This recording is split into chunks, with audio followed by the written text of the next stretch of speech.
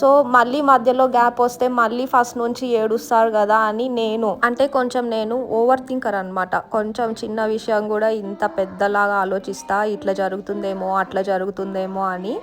ఇంకా లాస్ట్కి అయితే ఇంకా మధు ఇంకేమన్నారు, ఓకే పంపిద్దాం, హాఫ్ డేనే పెట్టు, ఇంకా అప్పటికి ఏడుస్తున్నాడంటే నెక్స్ట్ ఆల్టర్నేట్ ఏదో చూద్దాంలే అని అన్నాడు. ఇంక సరే అని మళ్ళీ హాఫ్ డేనే 11:45 వరకు, 11కి లంచ్ బ్రేక్ ఉంటుంది, ఇంకా 11:45 వరకు ఫుడ్ తినేసి ఇంకా టాయిలెట్ అంతా అయిపోయిన తర్వాత 11:45కి అట్లా పోయి పిలుచుకొచ్చేదాన్ని.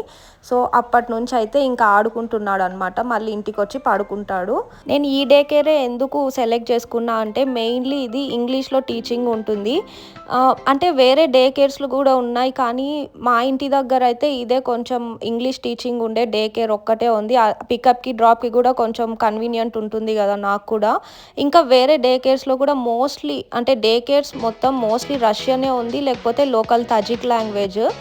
కానీ ఒకవేళ మేము వేరే కంట్రీ షిఫ్ట్ అయినా కూడా ఇంగ్లీష్ వస్తే బాగుంటుంది కదా, ఇంట్లో ఎలాగో తెలుగులోనే మాట్లాడతాం.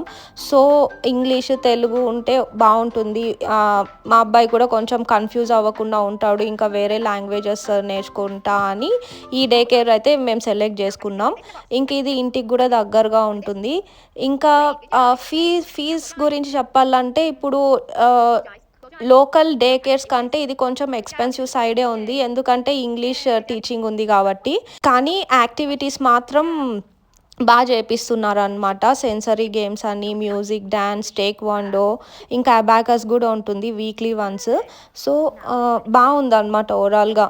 సో వీళ్ళకి బుక్స్ కానీ యూనిఫామ్ కానీ ఎక్స్ట్రా ఏం ఉండదు. ఫస్ట్లో అడ్మిషన్ తీసుకునేటప్పుడే అడ్మిషన్ ఫీ అని కొంచెం అమౌంట్ కట్టమంటారు.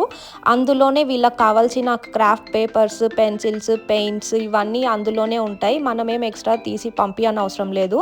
ఒక ఎక్స్ట్రా పేర్ ఆఫ్ షూ మాత్రం తీసుకోమన్నారు బయట నుంచి వచ్చిన తర్వాత. సో ఆ షూ చేంజ్ చేసుకొని లోపలికి వెళ్ళాలన్నమాట హైజీన్ పర్పస్ కోసం.